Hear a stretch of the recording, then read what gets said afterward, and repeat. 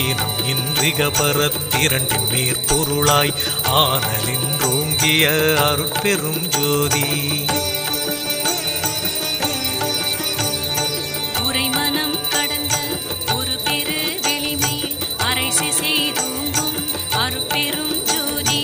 ஊக்கமும் உணர்ச்சியும் ஒளி தரும் வாக்கையும் ஆக்கமும் அருளிய அருட்பெரும் ஜோதி. எல்லையில் பிறப்பினும் இருங்கடல் கடத்தியின் அல்லலை நீக்கிய அருட்பெரும் ஜோதி. ஏரா நிலைமிசை ஏற்றி என்றனக்கே ஆறாறு காட்டிய அருட்பெரும் ஜோதி.